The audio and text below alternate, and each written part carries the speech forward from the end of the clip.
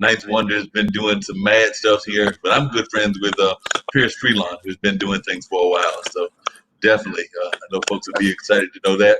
But yeah, we're on live now, so we're on the radio show with Mark Lee, and I've got King Wojack in. He's actually spending some time over there in the, I guess that's called the Pacific Northwest. That's right, Pacific Pacific Northwest, and Northwest. things in that area. So he's been doing this whole hip hop game for a while, and has been in the industry for a number of years. Actually, was out there with Sir Mix-a-Lot when he got going and everything. So definitely would like to talk to him about what that's all about and what he's doing, and even in the music industry. And like I said, he is spending some time around Portland, so we'd like to know what his thoughts are on what's happening in Portland, because I know that the military has moved in and things of that nature. But we'll start off just really briefly letting folks know about King Wojack and his music, and then we'll get into a little bit of the political landscape and what's happening in the world, because I know that Mr. Wojack is not shy on his opinions and things of that nature. So definitely, King, it's great to have you here with me and everything. So tell the folks that are watching and listening a little bit about you. Like I said, you're on our regular show, Straight Talk with Dean and Mark. So some folks have gotten to know you, but of course that was a group conversation, and this is more of a one-on-one. So definitely let us know a little bit about your background, and then we'll get into maybe a little discussion about what's happening in the world, both with COVID and Black Lives Matter and Portland and things of that nature. But for those that are watching, just tell them a little bit about yourself. Perfect. Well, folks, thank you. Welcome to the world. My name is Mark Womack, related to the great Bobby Womack. So my music journey began in the early 80s when I started listening to hip hop and started developing my own style. I started DJing, built a little DJ coffin in shop class. Then when we had the privilege of having shop class in school, so I'm dating myself. I'm a 70s baby, 50 years old. I feel young. I feel 30 plus. And I love music. And so I started off doing music, and I got picked up by Sir Mix-a-Lot and their crew in the early 90s, 1990. And I had my first real hip hop album come out. And this was the first real record label to have a nationwide album to go platinum and gold without any help from any of the major distribution companies or any other major record labels that were out during the time. So I had the pleasure of being part of this historic company that was launched in the early 90s with a group called Criminal Nation. And my privilege was to meet Ice-T, Ice Cube, NWA, DJ Quick, and Too Short. And these were like some of my early on mentors of just telling me what to do in the game, because I was from the Northwest, but not recognized on the West Coast. So here I am today, just pushing my brand still, working with different community events. We're hosting a big basketball event in a couple weeks at the Wright Park. And we know the COVID is out here. And so we're just trying to get our community back to some normalcy, because everybody is just locked in their houses and locked in their situations. And people who just have no fear are out there moving and doing the things that they do without being locked up. So it's a war of information right now, really what we're facing. And, I'm just trying to wake my people up, my friends and family, and keep everybody, aligned with the great God that we serve. Oh yeah, definitely. What was it like working with Sir Mix-a-Lot? I remember that music. I'm actually a little bit older, 58, and so I was basically born in the 60s, but definitely raised in the 70s as a teen and things of that nature. So definitely remember the early ages of hip hop. So what was that experience like working with Sir Mix-a-Lot? Well, Sir Mix-a-Lot was a good mentor. When I met him at a show at the Tacoma Dome, and I had the privilege of opening up for him. And these are, shows that, I'm living basically a 90% white community. So, for us to be doing hip hop, we was doing it on our own. We was building these things on our own. They wasn't giving us no support whatsoever. So to meet Sir Mix-a-Lot that day, and I remember him, he walked up to me and he said, "You have a distinct voice. You have you're very charismatic on stage." And so he gave me some advice, gave me his phone number at the time. And I had the privilege of calling him one day and saying, "Hey, Mix, what's going on? Can I come up and visit?" He invited me up to his house. This is before he had big records. And so when I got to his house that day, I'm getting the chills because I remember all these things, and these are this my divine stories that I can tell for days about my hip hop. My mission in hip hop. But I showed up at Mix-a-Lot's house. He had this burgundy 500 SL Benz parked in his driveway. Got into his house, and within 20 minutes, he was playing me Posse on Broadway. And I was the first person to hear, like one of the first 2 or 3 people to hear his finished product, Posse on Broadway. And I was like blown away, like, Mix-a-Lot. That is a hit. That is a classic hit. I can't believe you came with that beat, the way you rapped on it. It was just so I had the privilege of seeing that, and then it just blew. And from there on, I was, opening up more shows for him.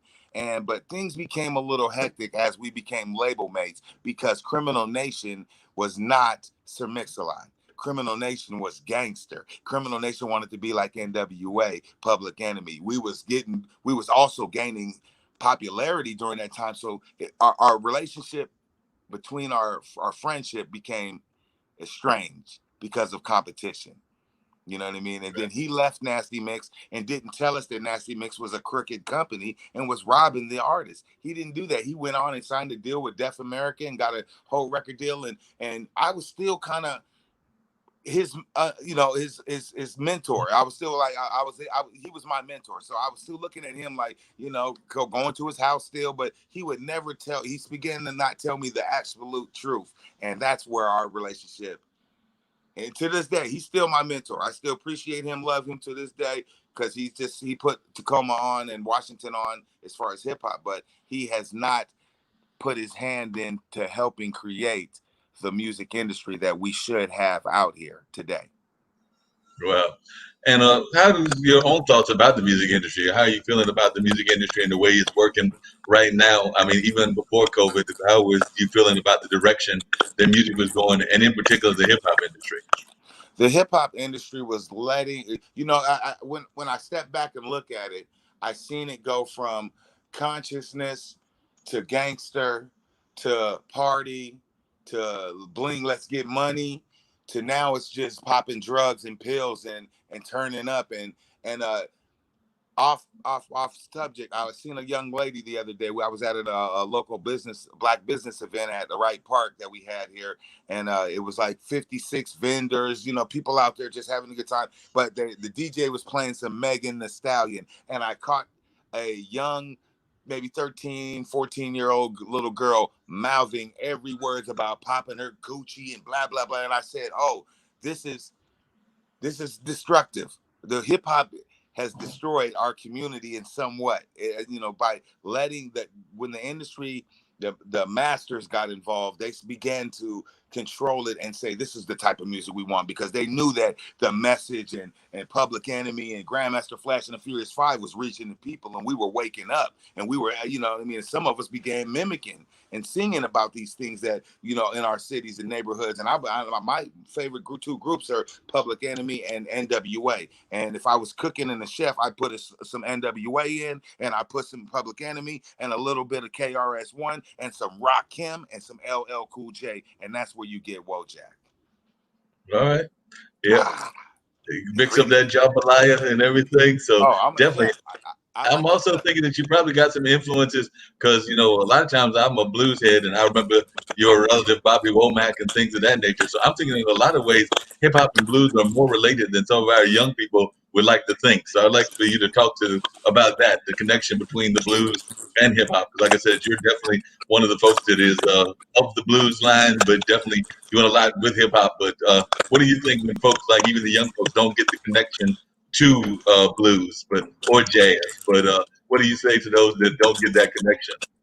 I say that they need to do some studying. You need to do your mathematics. You need to go back and you lead. If you're going to be in music, if you're going to be an influential person in music, you have to know all of the elements to music. You got to know beatboxing. You got to know graffiti. You got to know the art of dress. You got to know the art of talk, the walk, the soul that you have, that you embrace when you embrace hip hop. Hip hop is a culture, and so all the genres come from blues, rock and roll, all these, great classic musicians that created this.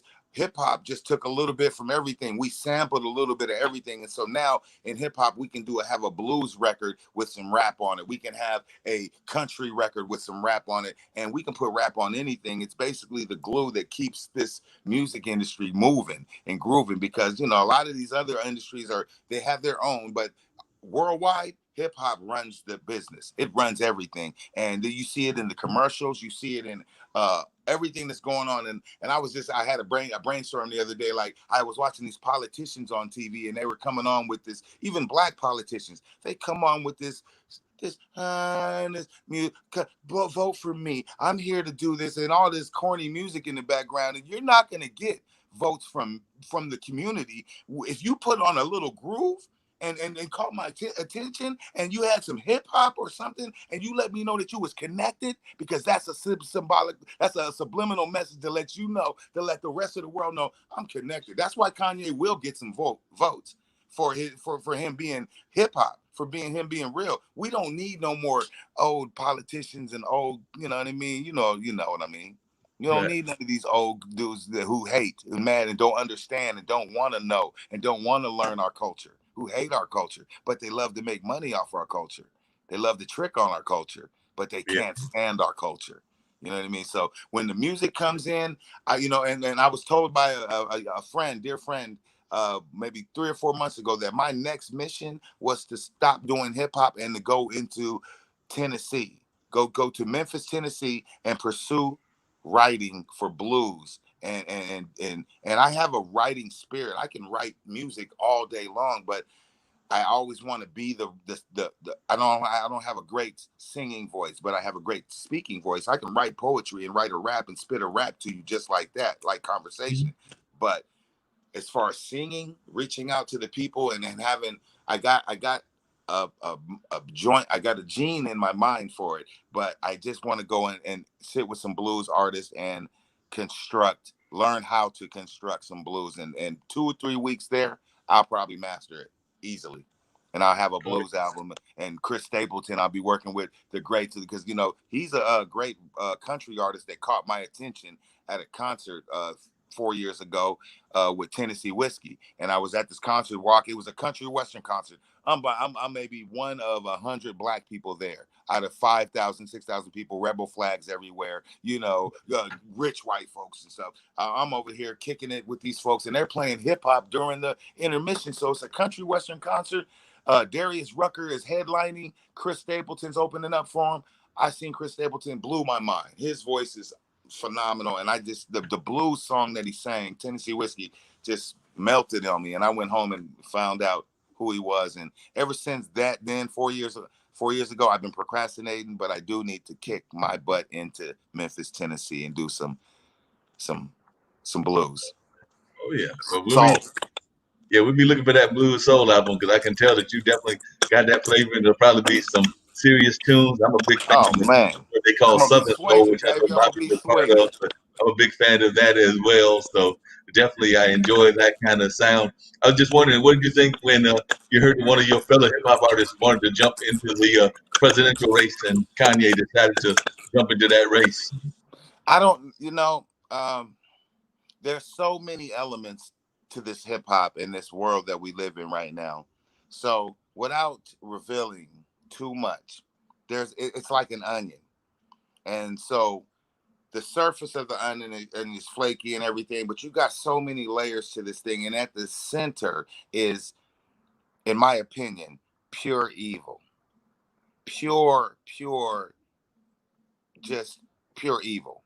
And the more and more you get closer to learning how to live in this world, chasing the rap dream. I learned this a long time ago when I was in LA chasing this rap dream. I started hearing stories and things that just made my spirit go, what? Not that. No, I can't really. So I stopped chasing the rap because of what I learned, because of the music industry, who controls it, who's in the high places. Now, the homosexuals want to, they have a big hand in it, and the Illuminati and the Jews, and they have so much hand in hip hop, it becomes non-attractive. So I don't know what Kanye's doing, but I know he has billions. And I know in order to have billions, you got to be connected to some type of evil system, because they won't allow you to have these billions if you're not connected, if you're not doing their duty, their justice, they're what they want you to do, being a puppet, a robot. That's why Dave Chappelle left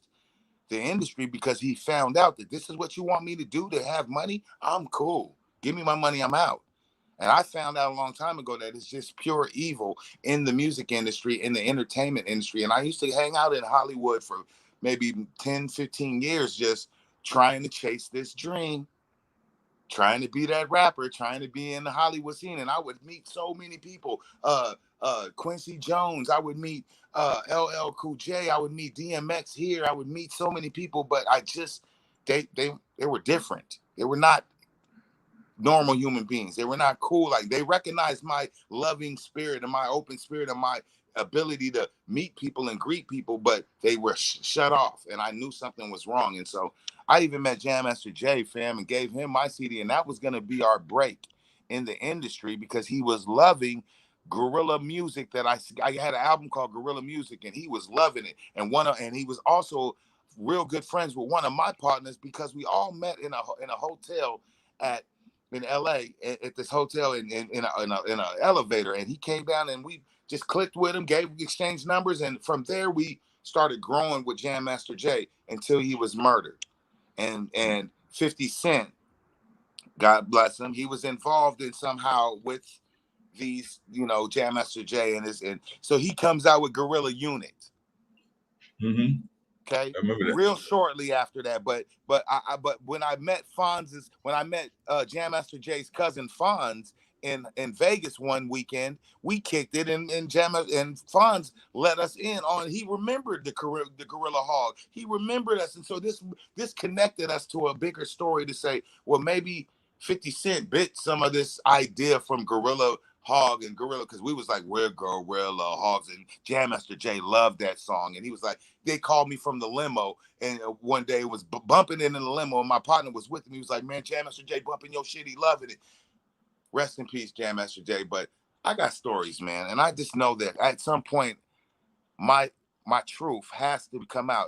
If I'm dead and gone to this day, I will still have stories to tell that will arise from the grave about my journey in this hip hop from Washington State, and not going to New York, and not going to Miami, and trying to live out here and be with and do what they do. I just want to stay in my lane and do what I do. My music's revolutionary. My music's information, edutainment, KRS One ish. You know what I mean? And I love it. And I love reaching the people, and I'll never change. And now today, guess what? King Wojack's album, The War Zone, is the most relevant album out. And nobody knows this, but it is the most relevant album out. And I don't have to go into the studio anymore to create any type of, George Floyd, Breonna Taylor, blah, blah, blah. The shit that I wrote 4, 5, 6, 7 years ago is talking about the police brutality, the germ warfare that we're going through, the everything that we're going through. And I'm amazed. I have shocked myself from the writings and the music that's out. So my only thing is to find out how many people can I reach to get them to buy a Warzone album from King Wojack, and my website, and just to see if I'm lying, just to see if I'm telling the truth. Okay, Well, that's yeah. that's my mission. That's what I'm working on. Oh yeah, you're doing a great job with it. Definitely letting folks know what you're doing and how you're making things work. So definitely that. Were you surprised at all with some of these things that are going on, even with like the way that the virus came out? But also, I was wondering about the independent music scene, because I know that I've talked to a couple of independent musicians. They are actually, in some ways, I hate to put it this way, but they're thinking that this could be a benefit to them because it's exposing the independent artists because of platforms like Pandora and Spotify, and they don't have to go through the system the way they did before. So they're thinking that they might get more opportunity to be heard and seen versus going through the system that you have to go through usually. And that this is making more artists similar to the Prince and others that are doing it independently. Are you finding that as well? I am well. I'm not a very intelligent person when it comes to internet and social media and how to manufacture the next best thing to reach millions of people. I see other folks with views. I'm not about buffoonery, so I'm not gonna get on a TikTok and do a bunch of dances and blah just for views. I'm not about that. I'm a dinosaur when it comes to that. That's what the kids do. But for me, it's just about solid material. And as long as I've been in the game, all my people in this city know that I have been 100. I have not deviated from my mission. I have not went out here and wrote duty music and stripper music and songs for girls and talk about my sexual prowess, how I can conquer all the women. I've already conquered all the women. I don't have to sing about it. I don't have to lie to you and try to trick you to give me some because I got game. I have mouthpiece. I have intelligence. So in this game, I have a media company that is that I'm working with right now that is helping me get my shit together. Okay, videos, my website, my views, my where to stream, what to pay for, what to link up with, and where to shoot all my videos to, and all the hashtags. So God bless that I have rebirth through this company. Okay, and I just bumped into them maybe a month ago, and we've been locked in pretty tough. They've been shooting all my pictures, shooting all my events, and I think the next time around I will have a better presence on social media since everything is geared towards social media and internet. And so I'm not really a blogger. I seen so many people come out with blogs and podcast and and I just seen it and so many unprofessional podcasts that would ruin it for me to want to go out and have a podcast because I don't know what a successful podcast actually looks like. I see the drink champs, but I don't endorse alcoholism. So you know what I Yeah. mean? I like the show, but I don't endorse getting drunk and pushing that towards the community and the world. I like a few other podcasts, but some guys smoke a lot, some guys indulge in drugs and and and and a lot of street talk, which is not educational for the youth. So I don't know what to do as far as my lane. I have stories. I got 100,000 stories that Oh I yeah. know that are true, that are 100% true that I could tell. So I'm trying to figure out how to streamline me just sitting in front of a screen, telling my story and letting that be the absolute truth and maybe having some pictures to solidify it for my new And podcast one day. yeah, I hear you. How do you think we're doing in terms of reaching our youth? And by the way, I was seeing that one of person on I think it might have been on Twitter or Periscope, artist Savvy Jackson said that they were in here with us as well. They said 253 all day, so I guess that might be y'all's area code. And That is. definitely was complimenting you for doing your thing and everything. So definitely they Savvy were Jackson, complimenting you. salute, man. That's a good brother out here in Tacoma, Washington. I did a house party for him maybe 3 months ago, and he's just out here grinding. Good artist, and like I say, salute to you, my guy. We got a lot of good artists in this region that just are out here. AWOL Jones, the man. These guys are grinding. I got Real Cosby. I just want to give them a shout out just because I know they're gonna see me because they know what I'm doing.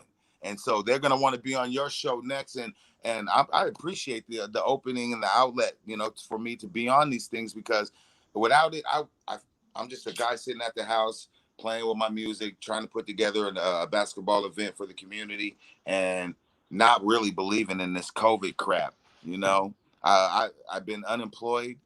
I was working at the RV center, selling RVs. Just got the job. It was one kind of my dream job because I know I can sell water to whoever. So I got there, but then I got the COVID came out, and I knew it. And I'm not with nobody sneezing on me, uh, breathing on me all funny with their breath and all that. So this is social. I was already social distancing from people anyway. Okay, so and I don't like coughing, and I'm a germaphobe like my mama. God bless her. You know what I mean? But uh, the COVID shit came. I've been off out of work. I've been sitting home, and the Lord has been opening doors for me, sending me the right interviews, the right publicists, the right connections. I'm even getting silent sales from other cities and places on my website. Every time I get a sale, I get a link to my phone that lets me know that so and so has bought your CD, and I'm grateful. 100% grateful for everybody that buys a Warzone album off of KingWoUniverse.com. last interview, I didn't really pump that enough. You need to go to kingwouniverse.com, buy the album, download the Warzone. There's a few other albums on there too that you can check. Some of my old content that is still relevant to this day. And man, that's my business. That's what I do. I'm black owned, man, and I need the help. And I need Mark Lee, Mark and Dean, and I need everybody to just keep me in their prayers Oh and yeah. keep people know that I exist. I'm not a bad dude. I'm a good dude. I love the kids. I ain't out here raping children, doing no Jeffrey Epstein crap or none of that shit. Some of our presidents and our these dudes, that's what they do. And if you want to really, if you're gonna vote for that, then I can't support it, man. I can't support it. And you got to do the research. I'm not just saying it, trying to slant. You have to do your own research. That's what YouTube is for. And when you go on there and so what happened is during the pandemic, I got to be careful. My neighbors are over here. Don't want, they got a Hmm. chicken coop, and I live out here in the suburbs a little bit, so not in the country, I mean, but I got to be cognizant of what I say around my Yeah.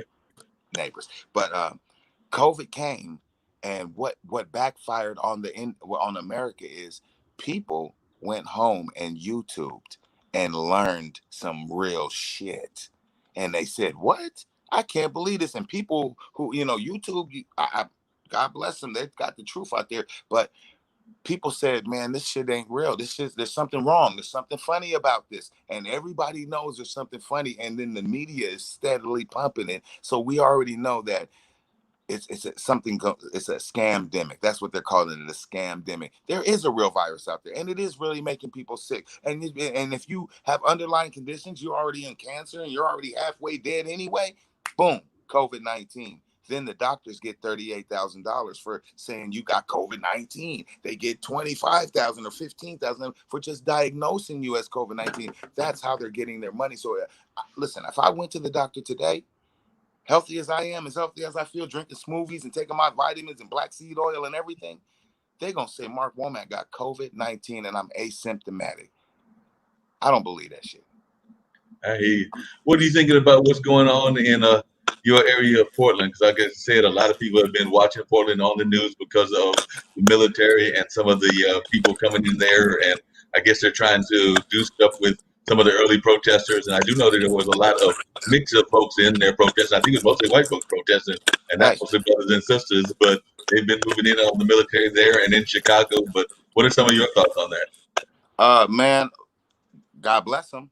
Okay. They out there doing, and I know Portland. It ain't a lot of black folks in Portland, folk. Man, it's a maybe 1% of blacks, maybe 2%. The rest is Portland's, and they are angry white folks that are mad at the system too. And so they're not just. It's not about Black Lives Matter. It's about everybody being mad at the system because the system been lying to you and me for the last 500 years since they've been since they've been informed. And so my God bless my parents. They sit down and watch CNN, and we fight every time I go by the house, and I regret going by the house sometimes. But I say, Mom and Dad, what's going on? What you doing? You got a mask? Yeah. And what are you talking about? Get out and breathe some fresh air. Ain't no mask ain't gonna stop this damn virus. You can go in the bathroom right now and smell somebody's shit through the mask. How you gonna stop COVID-19? Stop this. It's a subliminal warfare. It's psychological warfare on the people, and that's the problem we're having in the community. So down in Portland, God bless them. I know they're fighting. I'm so far from Portland. I don't want to be down there because I heard they snatching up people off the streets. But Seattle, we got our own riots. We still active up here today.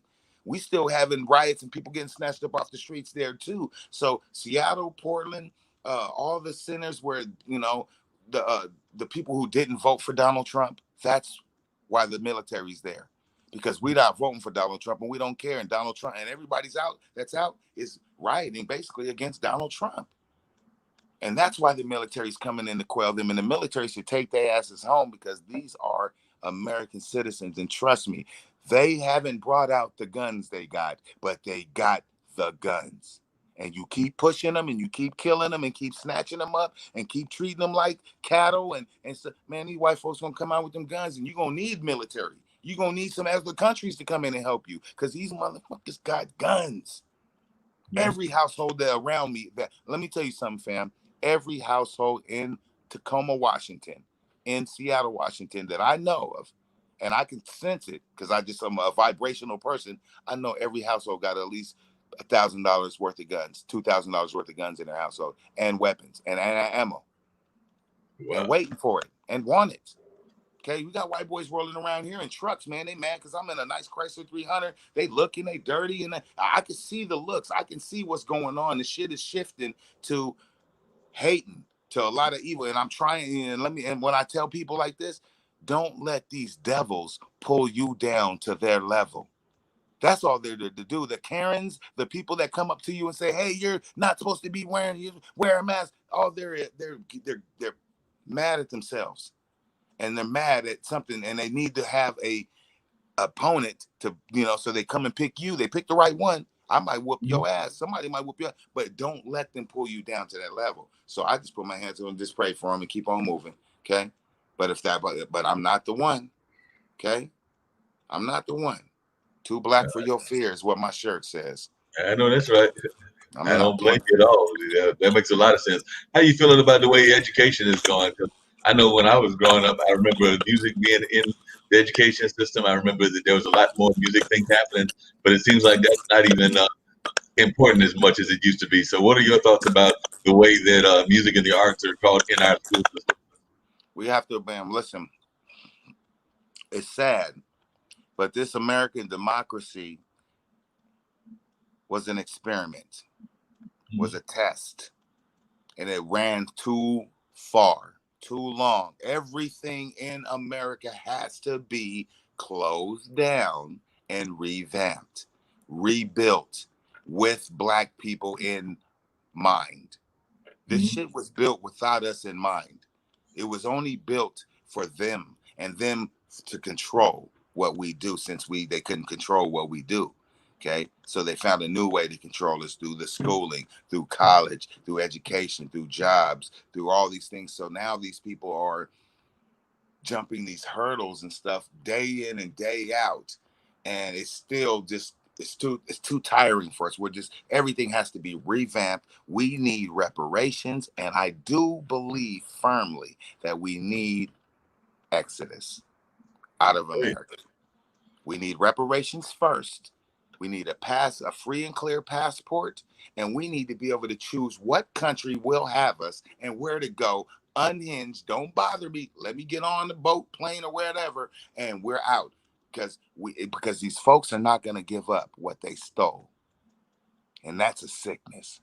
They're not going to give up or share. They don't want to share. They're tired of sharing their land, their good cities, and blah, blah, with these loud monkeys that play music and sag their pants and dance in the streets and, act all niggerish. And I get it. I'm a black citizen, but I'm an educated black citizen. I don't like. I just watched the fight today on YouTube. I wake up in the morning. I scroll through my Facebook feed and fights. Black people, black sisters, groups of them, shirts and stuff, fat and sloppy, just hair falling off everywhere, all on the ground. And I'm like, this is ignorance at its worst. And that's why they want us exterminated, because they see us looking like this, doing this to each other. We're not civilized. We're not acting peaceful and smart and educated. We're acting like monkeys in the streets, fighting over what?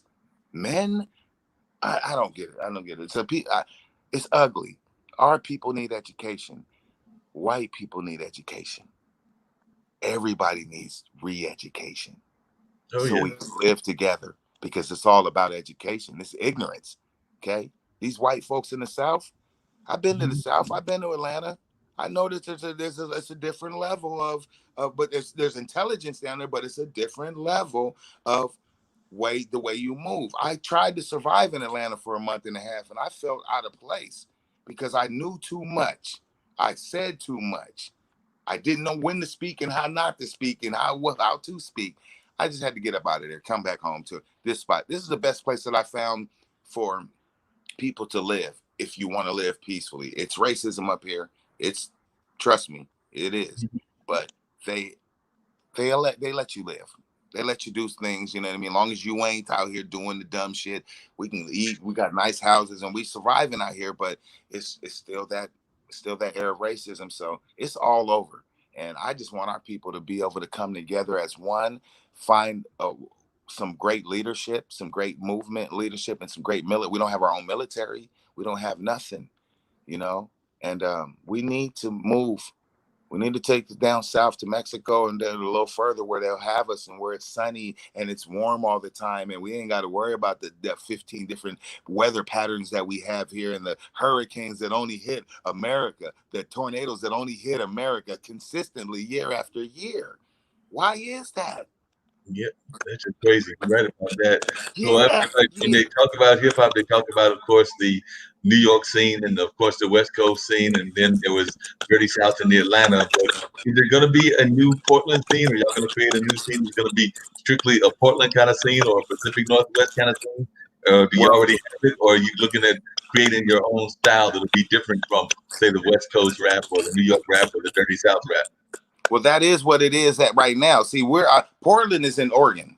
Portland is on Oregon. It's maybe 10 miles from the Washington border. Okay. But I'm 120, maybe 130, 40 miles from Portland. I'm in Tacoma, Washington.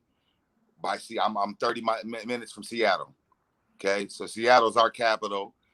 You know what I mean? So we have, I mean, Portland, I guess I've been to Portland. I got peoples down in Portland, Cool Nuts.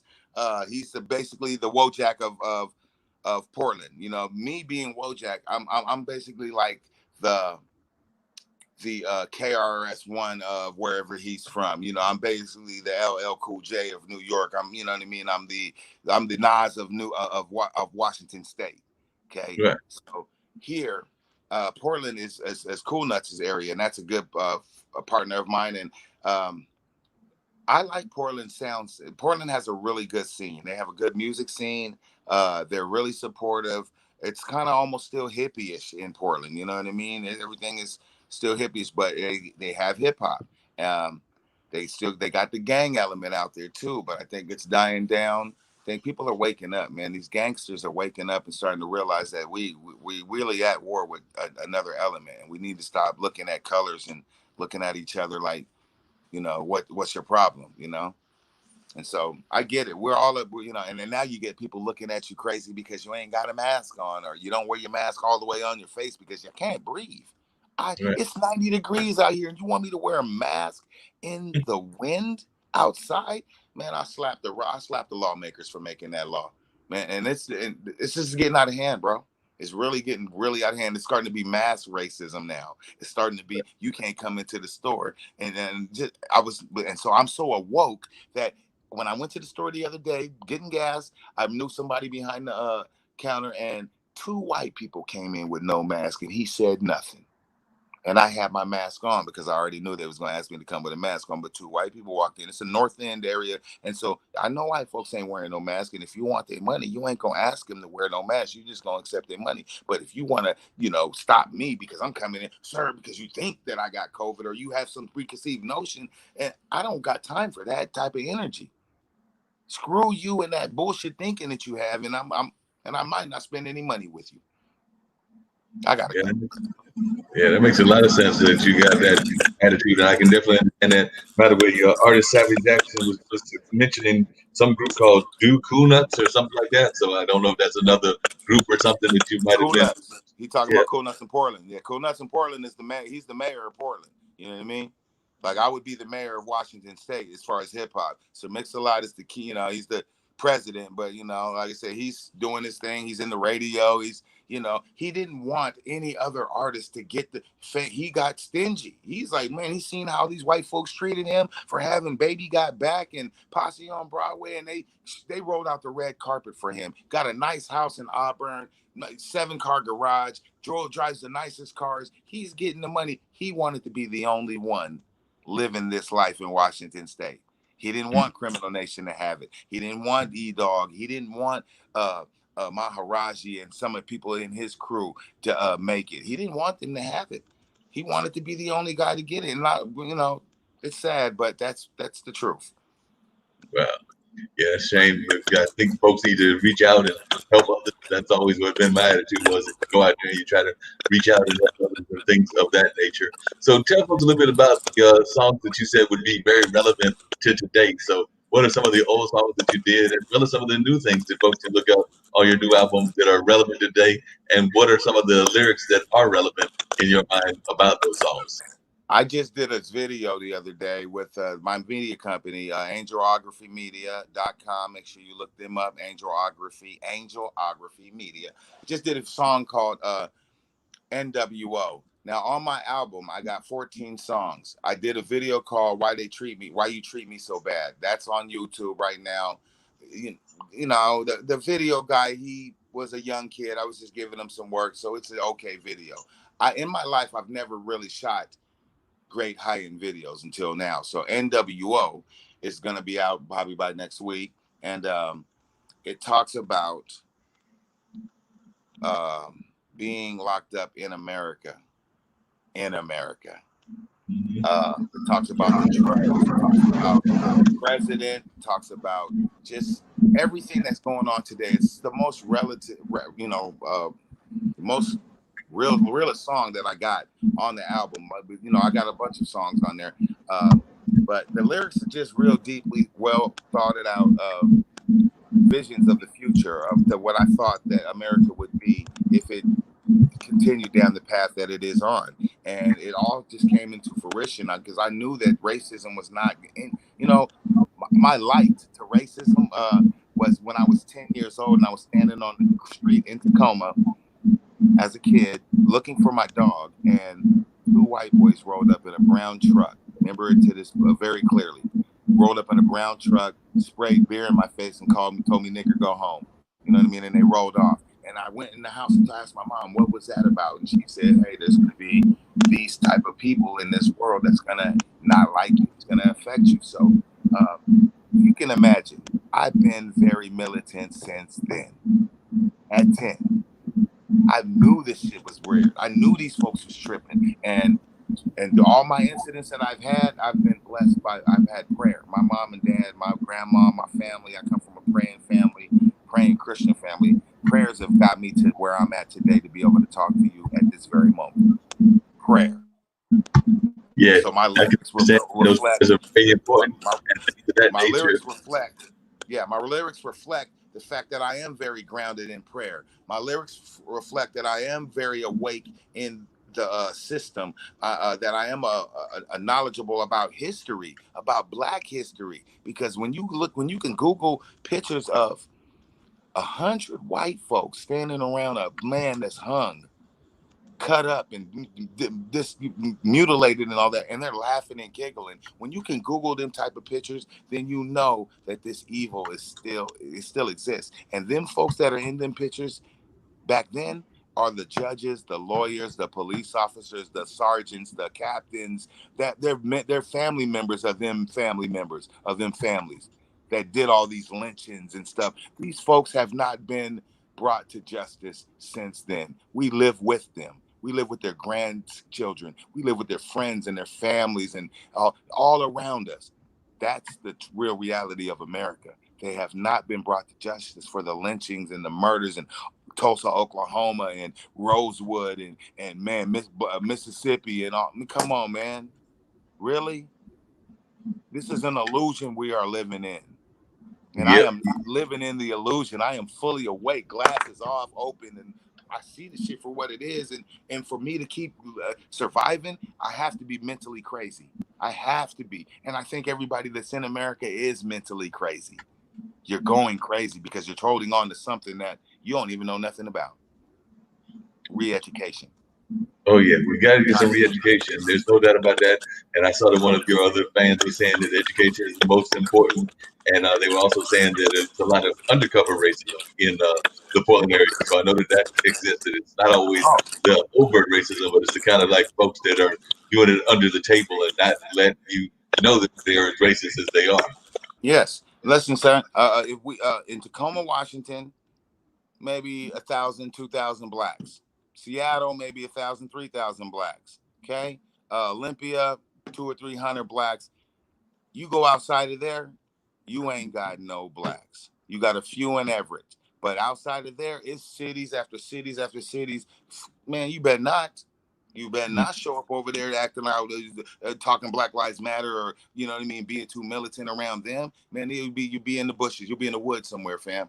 Trust me. They Well, hung my uncle in '94. He went out to Woodinville, hanging out with some white folks in Woodinville. They hung him from his shoelaces. They beat him and hung him from his shoelaces. And then the police did not investigate it. Then they turned around and told somebody, called my grandma and grandpa, told us stop investigating it, or we're gonna have more problems. And they stopped investigating. But the real niggas in our family was like, nah. So we remember this shit. We remember Woodinville. When I go out to Woodinville, I have to go out to Woodinville, and I don't. I'm looking for these two white boys that I know who they are. Bert, I know who they are. I know they did it.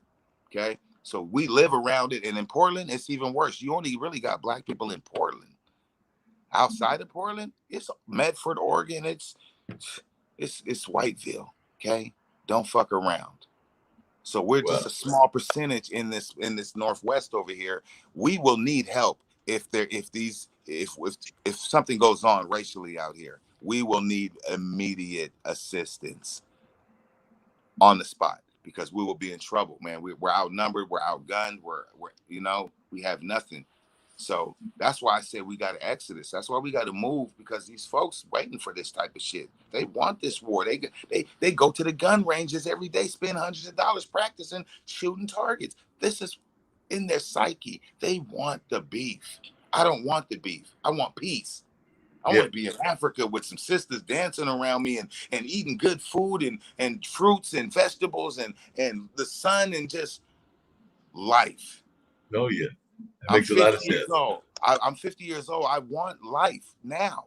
Not at 55, not at 58, not at 60, not with my dad's age. I want life today. I want to be able to be free today, to go where Yeah, I want, fly where I want to go. So I need my reparations now, and I need my passport, and I need my exodus. And I'll take 100, 200 of you. Well, I would love to follow some people. If you going, I'll follow you. all But right. let me know that we going. And if Oh I yeah, can get out physically without them telling me I got child support and I can't get a passport and I can't do this and that, because they really want you to stay in America so they can make money off you. And I'm tired of it. This is a prison that we live in. Okay? yep, Packed to the limit. This is unfair living. That's what my album says. That's what the NWO says. Packed to the limit. This is unfair living. Everywhere we go, man, in yeah. America. You're right about that. I can definitely understand that unfair living and things of that nature. Now we got folks that are on the IBM TV network that are from all over the world. So if you were to go anywhere in the world, where would you like to go if you had your? I'm not even gonna call it the bucket list because that implies that you done kicked the bucket. So we're just gonna call it the list. If you had your list and everything, because no one of our producers is out of India. We got another young lady out of South Africa, and we got some folks out of Britain and just all over the world. So if you had your list, where would you like to go if you could get out of the U.S. today? If I could get out the U.S. today, I'd get out the U.S. today, and the world is where I would go.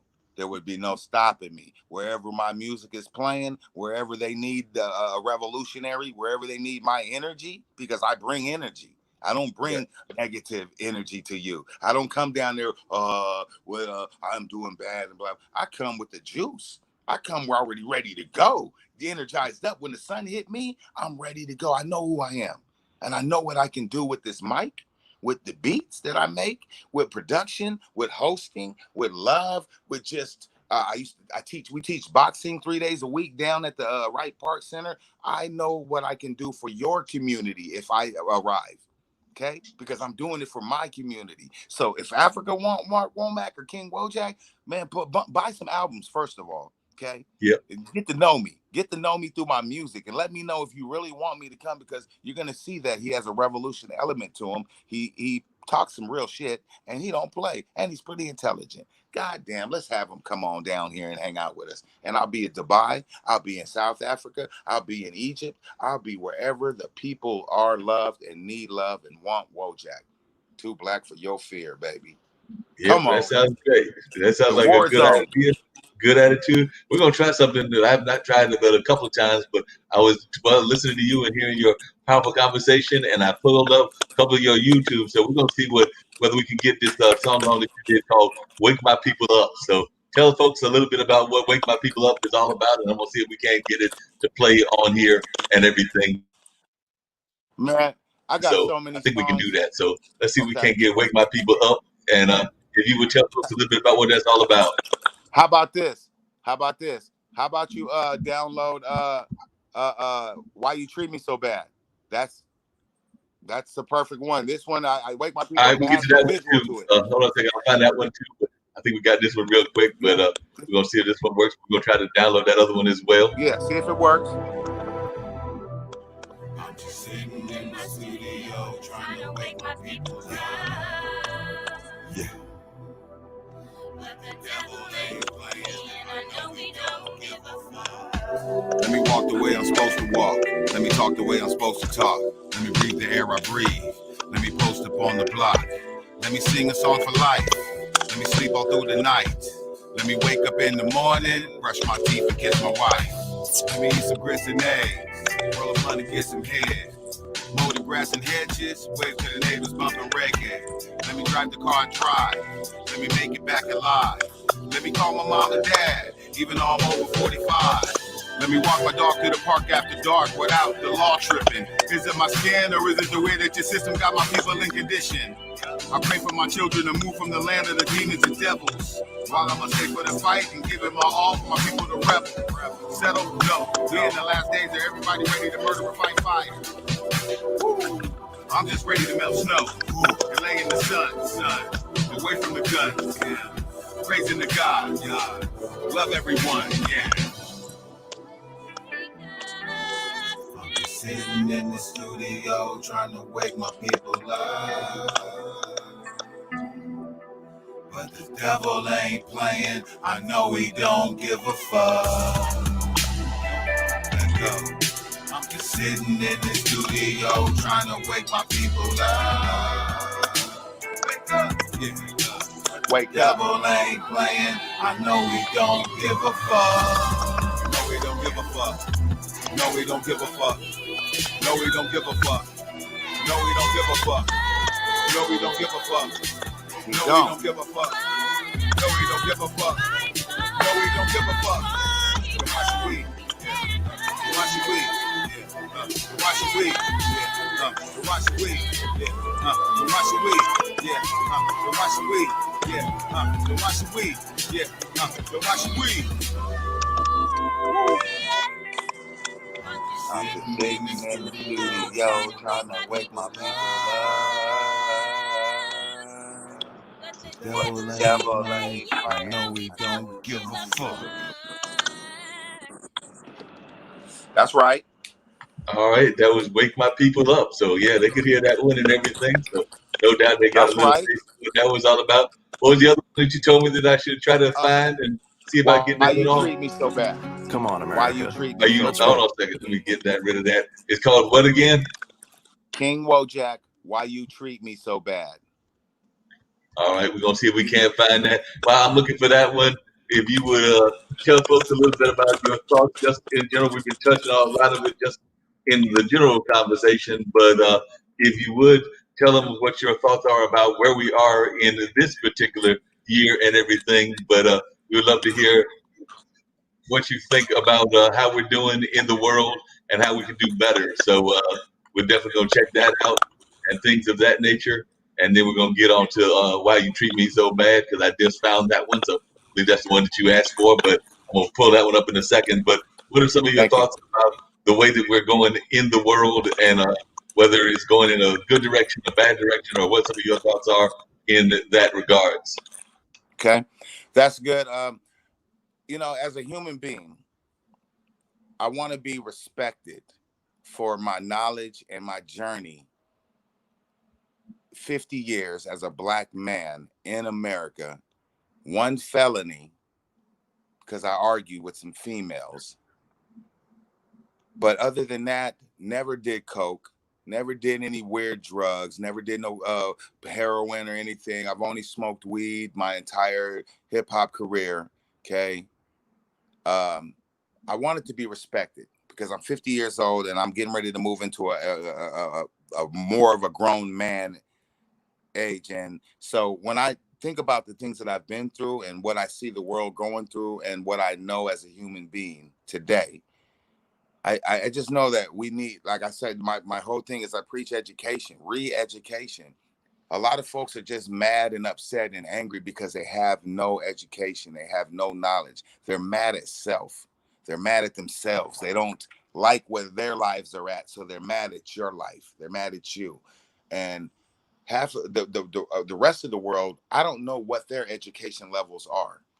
I just know in America that we've had some of the best colleges, some of the best schools. We've had so much information that we can just eat anything we want. We can be whatever we want here, but it's all about embracing the proper message of just love and growth and what God was teaching us in the first part of the book, not the second part of the book, the first part.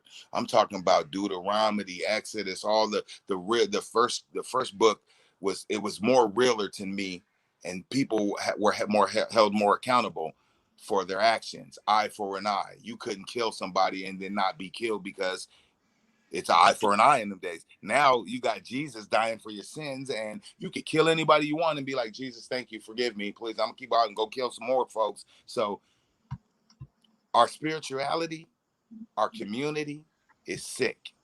It's in the Bible. It's in the Revelations. I read Revelations first before I read anything else in the Bible. Then, when I had the privilege of being locked up for 2.5 months, I said, let me read the Bible in full. And it took me a month and a half to read the whole entire Bible and understand it and know that there was some trickery going on with the New Testament. Okay. And that's where the people got misled in full. And that's where shit got messed up. So we need re education, brother. Okay. We need re-education, we need reparations, and we need exodus to be able to live a free life in this world. Okay, got to get out of this Babylon where that's where we live at. And now, if you want to stay, be prepared to fight. Put your gear on. Go get your guns. Invest your money into guns because let me tell you something. Every person that got a $5,000, $10,000 gun collection, it only take one 50-cent bullet to knock you off this earth. One bullet. You got $1 million gun collection. It take one bullet to knock you off your D. So listen, folks, you can get all the guns you want. You can get all the killing and be prepared and do all the training you want. It only take one. And an eye for an eye. You live by the gun, you die by the gun, folks. That's the real rules of life here in America. Don't fall into that. Let's get up and out. Tell me, hey, if we really do got some people out there across the world, I need sponsorship. I need you to get me out of America. I need you to secretly ship me in a box to, I don't know if they'll let me go because they know what I'm gonna do when I get where I get. Okay. I need to get out of here, folks. Now, I even made a GoFundMe to see if I could get reparations to get out of here. I'm not playing with these folks. I'd love to be somewhere else right now, shining on the Yeah, beaches of Africa, rocking stages, rocking shows, bringing what I have 50 years of knowledge in America to your country. yeah. Please. We're gonna get to your song and everything because that's a powerful song, and I definitely want to get to it. But before we get to that, I was gonna ask you about that because you did have that GoFundMe. How is that GoFundMe going? And is it still up? And are you still trying to get back to the motherland? Because you did have the GoFundMe, you were trying to do that. So how is that GoFundMe going? It was a joke. I don't really I know know. how to. I don't know enough people to send it to. I don't know if it's still up. I haven't checked it since I checked it. It might be $100 on there. It might be some real money on there. It might be some races that'll send me some money. I said I was gonna take 10 to 20 blacks back with me, so I was trying to raise maybe 500,000. You know what I mean? So I could take some blacks with me. I'll probably take my family, and we'll get out of America, and we'll be one less family to worry about. You won't have to, be mad at us because we're taking up the American dream and breathing your fresh, clean air. We don't have to worry about that. You can send me out of here today and I will leave and go live my life freely, peacefully in another country. And now, if there's ignorance and trouble there, then maybe I'll have to step up and become a a social leader for that country to teach them that this is not the way to be. I don't like violence. Violence is ugly. Violence begets violence. Okay. It's a devil that, you know what I mean? The devil works through you when you do violence. Okay. Now if you have to defend yourself to survive, then you have to stoop to the devil's level. But No, you I all hear you what have you're saying, and I agree with you because I can definitely agree with you, and I knew that that's where you were coming at and everything. But I do have some friends. One, a young lady from Pakistan that lives in lives in California now, but she has said that if that certain person wins again, that she might have to move. I don't know if she wants to go back to Pakistan because they got some rough things happening in that country, particularly for women. But she has definitely said that she might have to move out of the U.S. And I've got some various bloods in me, definitely the African American blood, but also some Native American blood. And I might have to move back to one of them reservations, like maybe in Canada or something like that. So I definitely get where you're coming from. So you it got to might get be off some North. habits of moving. You got to get off the North American continent, my brother. Canada's a beautiful place. I love Canada. I used to stay in Canada for 9 years. I used to be in Vancouver, British Columbia. Great melting pot. Some of my Hindu friends over there, Sikhs, East Indians, they're all over there. I used to run their studios for them. Great. Man, I wish they weren't even connected to America right now. And America's a great place, but I just know it has a cancer. And if you're a doctor, and you got to look at it like a cancer. If you're a doctor and what do you do with cancer? You got to cut the cancer out in Yep, order to save the rest of the body. We got to either cut this cancer out or it leave from this body because this body's sick. And I'm yep, talking about the hurricanes and tornadoes and earthquakes that's coming and the fires that they have every year and just the pestilence and the bums, the homelessness and the people living like actual rats, dirtying up the communities. I could drive 1 mile down here and under the bridge, there's 15, 20 tents, and they're there every night right next to a $20 million casino. wow. This shit's sickening, bro. Yeah, I agree. That is definitely sickening. Let's put on that song of yours, Why You Treat Me So Bad, and then we're going to come back with one last comment, and we'll wrap everything up. I definitely want to try to get that one song in, so let's see if we Okay. can get this going in and everything. So we're going to hear Why You Treat Me So Bad. Produced by Uh, me. yeah, so this ought to be a really good one. So hold on one second. I see it, but I don't know that we got it up yet. So we're going to go back there, stop that screen real quick, but we're going to make it happen. So one way or Make the it other. happen. No weapon We're gonna formed against make us it shall happen. So prosper. hold on one second while we get it together, and You we're know gonna it's the make this devil. thing and You get the know it's whole the thing devil. going. While I'm getting it together, if King Wojack wants to talk about just once again where folks can find that album of yours and how they can reach out to you if they're interested in reaching out to you, because I'm sure that we got new fans of yours that'll definitely be wanting to hear your music and what you're all about. So if you will definitely tell them that how they can reach you, and then I do have the audio, so we will bring it up as soon as you tell them that. Okay. Folks, you can find me at KINGWO universe.com.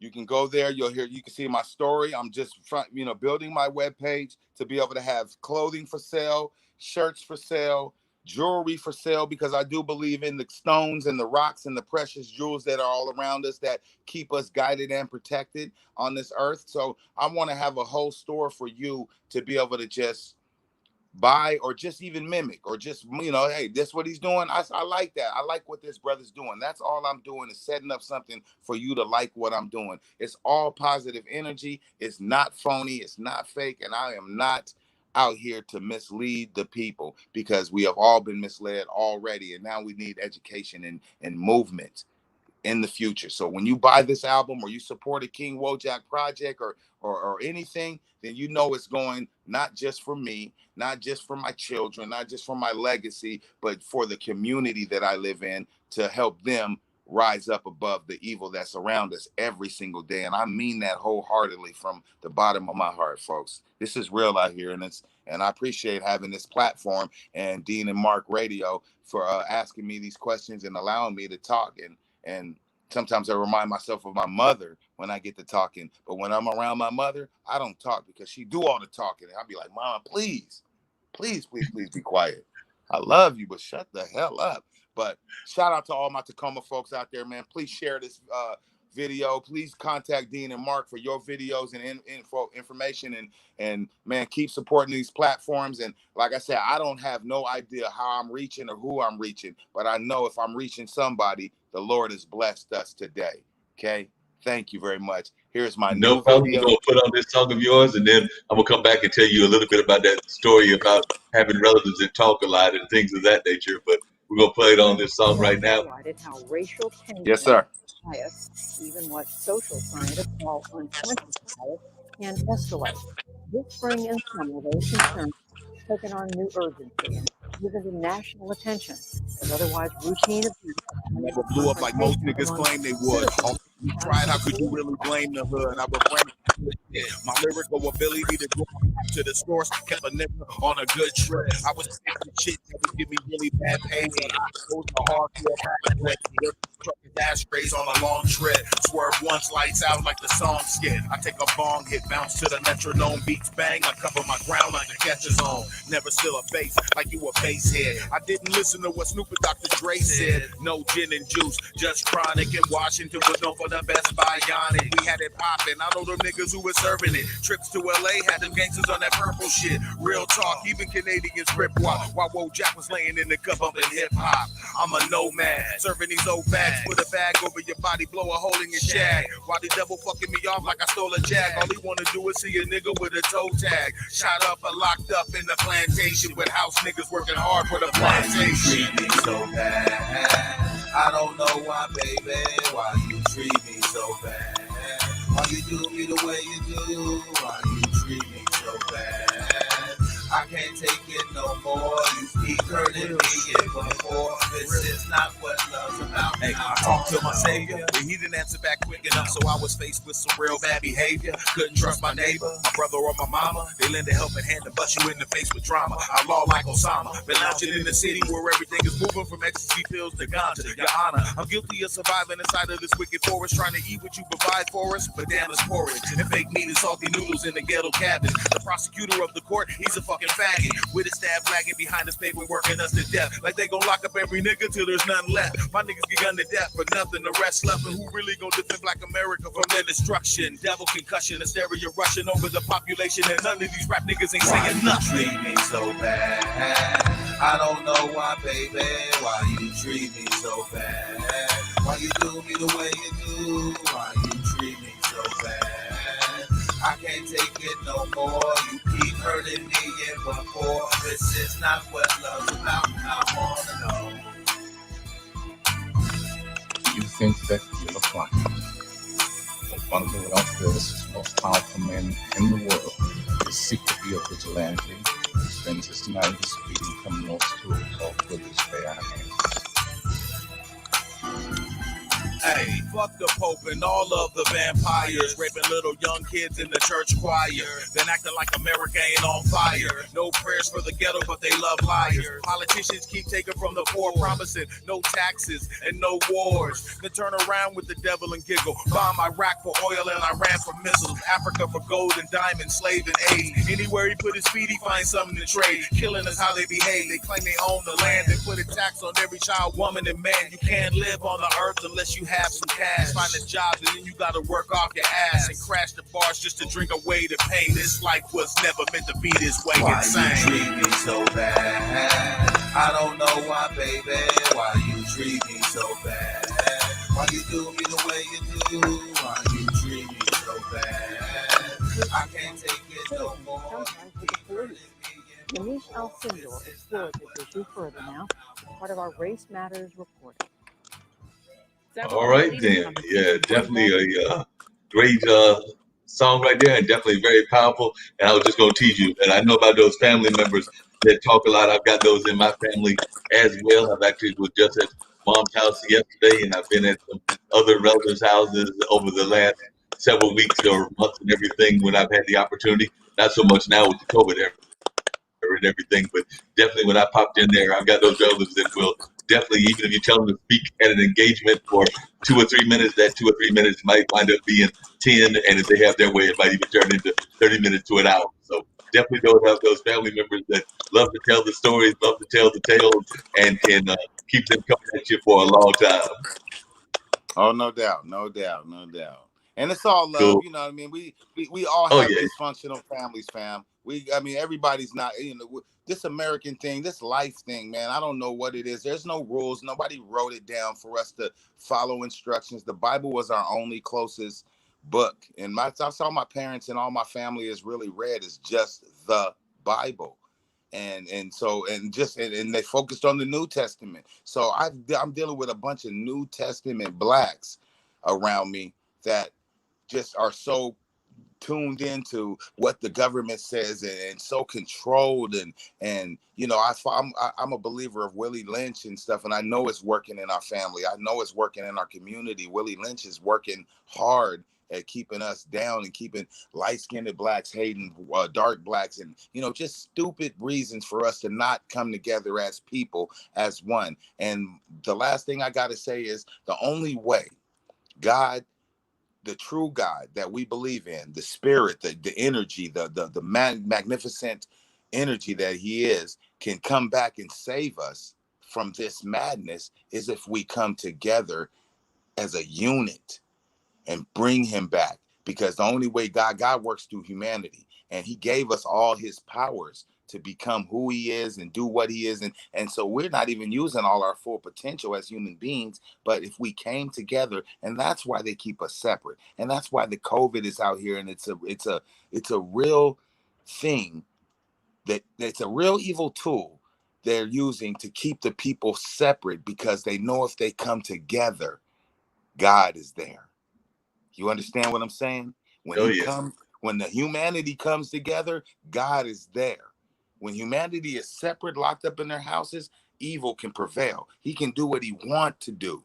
But when God is together, when we have these family functions and these big environment, and they want to try to say, oh, COVID's gonna get you and everybody's gonna get COVID, man, cut that shit out. We are out breathing fresh air. Ain't nobody kissing each other, jumping, and COVID is only killing people who are not healthy. So cut the crap. They don't want us to have gatherings. They don't want us to have concerts. They don't want us to have anything. My wife's business has been demolished because she can't produce any more weddings for these folks.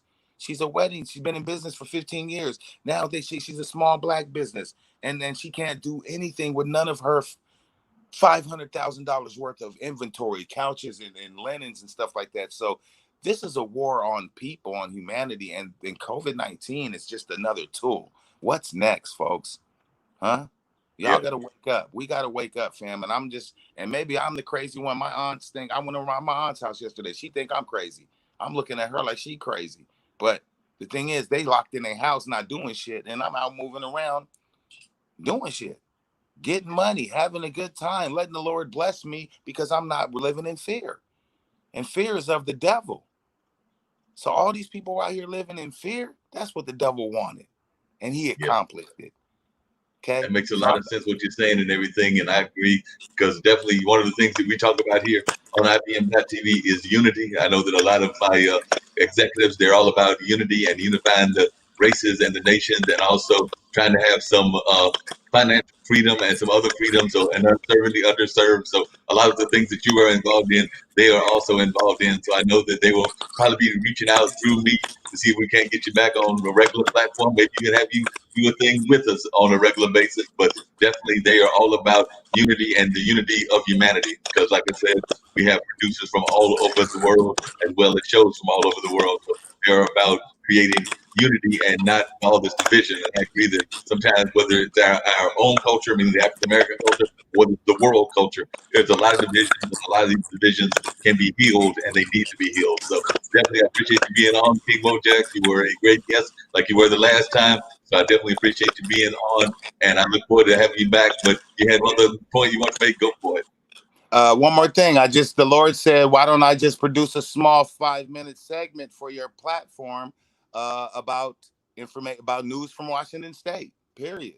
Just about what we're doing out here in this area and West Coast for them, and just, it just, that's what came to me. Maybe I can produce a small 5-minute segment talking about news and whatever and all types of things for your platform.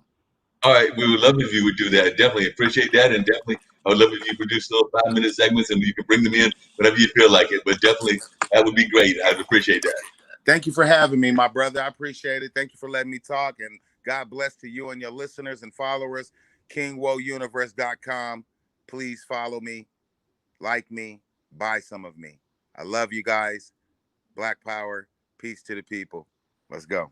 Thank you. All Peace right, out. thank you. All right, that was King Wojack giving us a very interesting and political and wonderful statements, both on the social scene as well as some political statements, as well as just some good old-fashioned human advice. And I definitely could hear where he was coming from, and it made a lot of sense to me. I don't know about the rest of the listeners, but I could definitely hear where he was coming from, and thought that he made some very powerful statements and some very things that made a lot of sense, and that a lot of folks need to be learning more about. So definitely look forward to hearing more from him, as well as from some of the other folks that he is involved with. So hopefully we'll be reaching out to artist Savvy Jackson and some of the others too. So once again, this has been a great show, and we look forward to having more conversations with artists like King Wojack and others. So definitely do keep that in mind and keep listening right here, because we do regular programming here on IBM.TV. Of course, you can learn all about this on my YouTube website, which is Mr. Blues Radio 62. That's Mr. Blues Radio 62. Last time I checked, I think I was at 66 subscribers. Had a goal of trying to get to 100 before the end of the month. So I got some serious work to do. I'm going to try to get 34 subscribers, but maybe artist Savvy Jackson will help me get some of those out there in the Pacific West and Pacific Northwest, I should say. And we're just going to keep this thing rolling and continuing the conversations on a regular basis. Tomorrow, between the hours of 4 and 7, right after Weed Wednesday, we will have another program on our regular show, which is entitled, on that one, it's The Dinner Party with Mark Lee. So we'll be talking on The Dinner Party. I know I've got a friend of mine who is a actress, radio host, and other things, and she will be joining me. And I think I've got some other guests lined up as well. And I'm still in the process of talking to some folks. So we'll see who pops up on that dinner party and what kind of conversation we have between the hours of 4 and 7. But until that time, y'all have a blessed evening, or if you're in other parts of the world, maybe it's a blessed morning or a blessed night, or whatever it is. Definitely, wherever you are in the world, go out and do some positive things and accomplish some positive goals. So on that note, I'm going to close out this particular edition, and we'll see you next time.